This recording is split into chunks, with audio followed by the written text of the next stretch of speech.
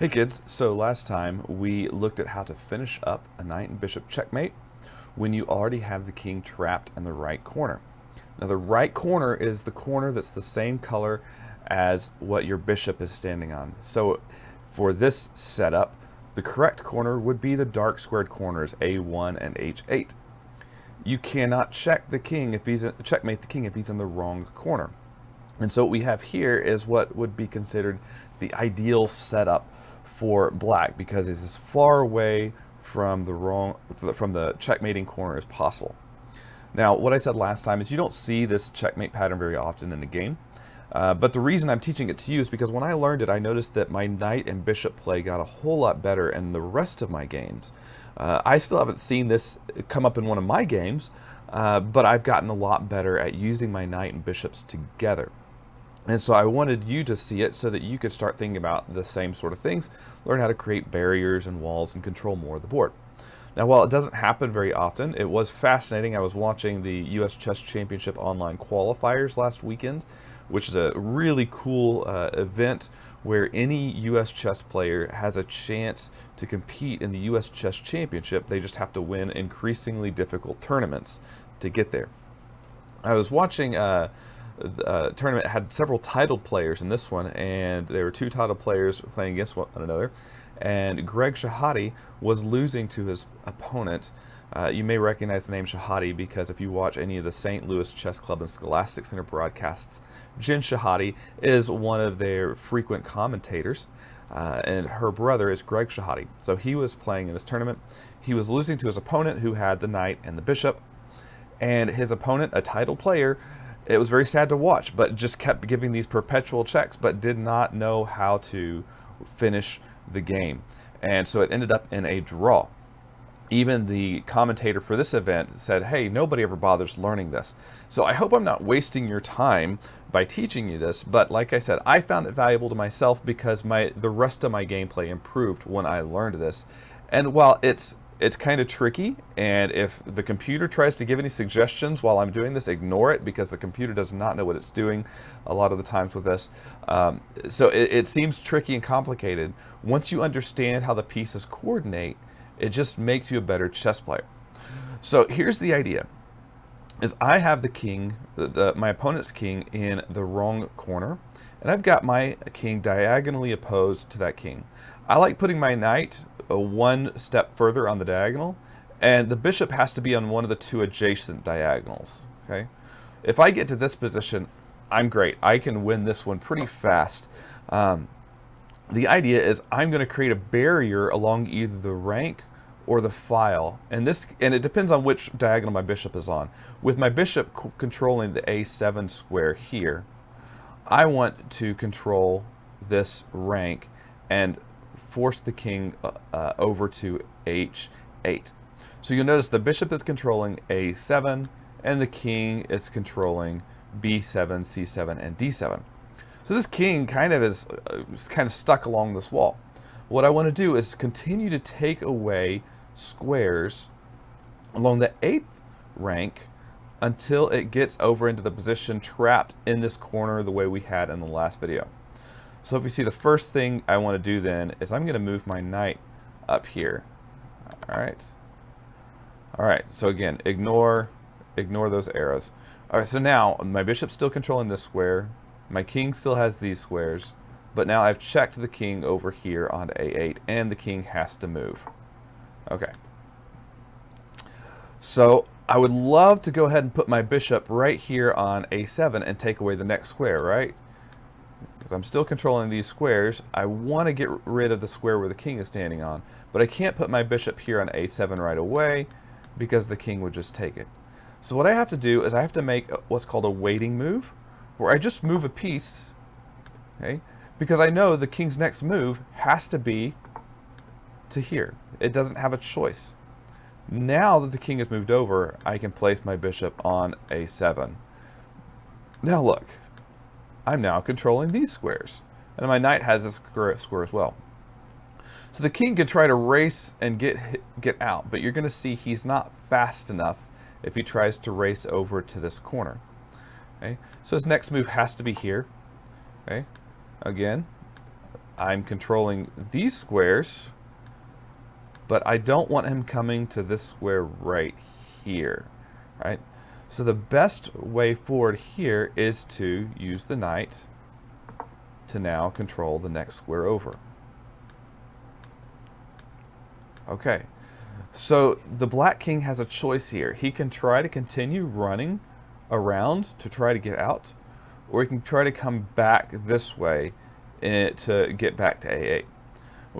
We're going to show you, I'm going to show you both ways, but I'm going to show you what most people do, which is not the best thing. They try to get back to A8. Okay, well that just isn't going to work. So watch what happens when the king moves to A8. Okay. Notice I'm still controlling these squares. Well, I can now move my knight, and so this is, it's kind of like the edge of the board. I can move my knight over here. Oh, let's go ahead and get that off. And notice he has to move back towards the knight where he was before. And once I move the king over, again, we're still controlling all these squares. The king has to move over again.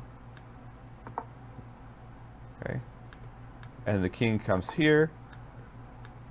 This is very similar to what we had before, except for we were at the edge of the board. So now the king, we just need to make a waiting move with the bishop. The king steps over. Oh, wrong waiting move. Sorry, guys. Let's see. It was not a waiting move there. We actually had to stop the king from coming up. We had to get the bishop back on this diagonal. And we are back into the position we were at before, except we're shifted over 2 squares, where we now control all these squares, and the king's going to try to escape over this way. Okay. So again, we can, at this point, the easiest thing to do is try to just maneuver into the position we had before, where we take the bishop. We're going to move the bishop over here. What we're trying to do is we're getting our bishop over to G5. Come back here. Now look, we're still controlling all these squares. Now the bishop is able to come to G5. Now the bishop's controlling the squares here. The king can try to come here, but now we're back in the position from last week, right? Where we've got the bishop is controlling these squares, and the knight is controlling these squares, and we have a complete barrier that the king cannot get out of. Okay, so that's what happens if the king keeps trying to go back to A8. You just keep shifting the board over using those knight and bishop. Okay, so let's go back a little ways. Right, let's go forward a little bit further from here.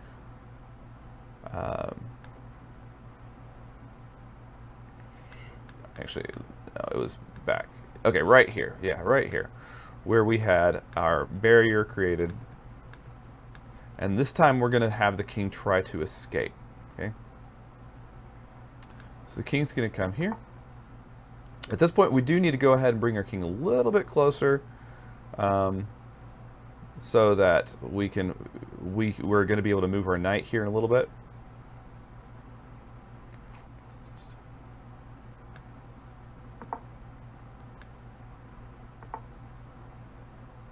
Okay. So now the king is trying to get out this way. All right. So this next move seems a little counterintuitive, but we're going to move our knight here. Okay. Now the king can move. Now let's look again at what we have controlled right now. The knight has these, and the king has these. All right, do you see the king, the black king's only escape now is out this way. So all we have to do is to control this diagonal. All right, so the king's going to come here. It's not its best move, okay? But it's the intuitive move. The best move would be to come over to G7. You'd still put your bishop on the same spot. And then when the king steps down to F6, you just give a waiting move. So let me show you that real quick and how it kind of turns into the same thing. So the king comes here. The bishop comes down to the diagonal, mainly to block off this square. And so if the king comes here, now we make a waiting move. Again, let's take a look at all the squares we have controlled now. That's from the bishop. The knight has these, and the king has these. Oops, I lost it. All right, do you see how we have their king trapped? We are also getting really close to the position from before. So the king has to step away from the g5 square now. And the moment it does, the bishop is able to come into g5. And now we control f6 as well.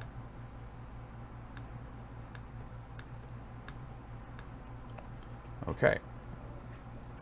So if the king goes towards the bishop, thinking, okay, as soon as that knight moves away, that's going to let my king come up and around and get to the position where we have the bishop and the king holding the king, holding the opponent's king in the corner.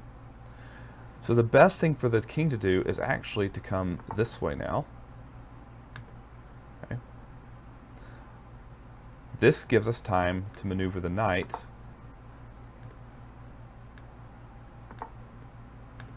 back to our square here, and now notice we have created our barrier with the knight and bishop.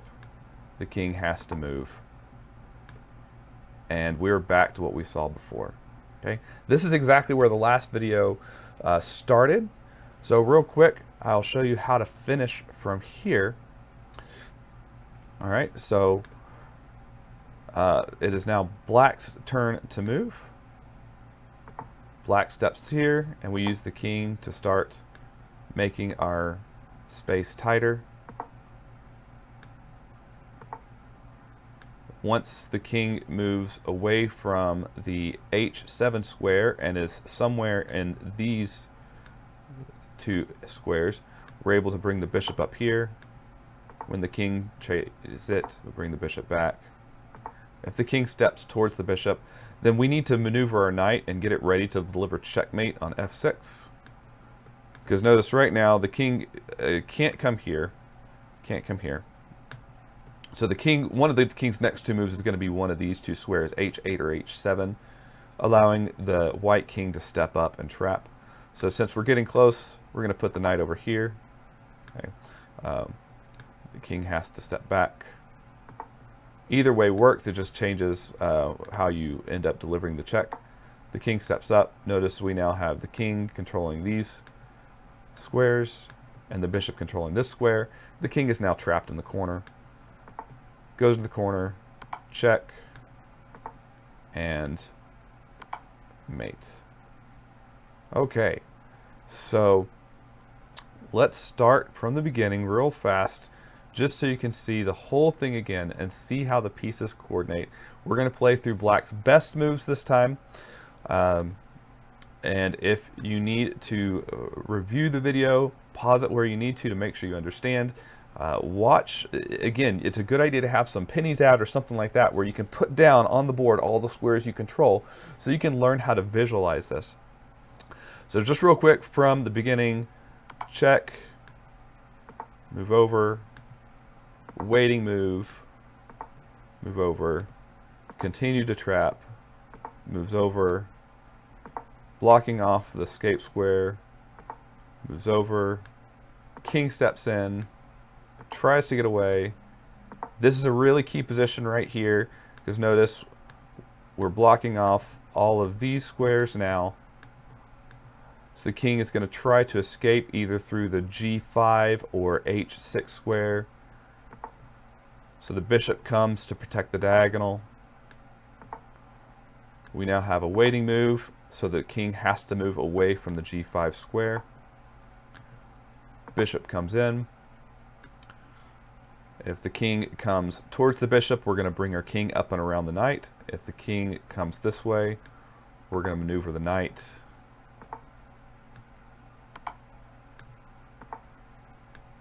Now we're back in the position from last week.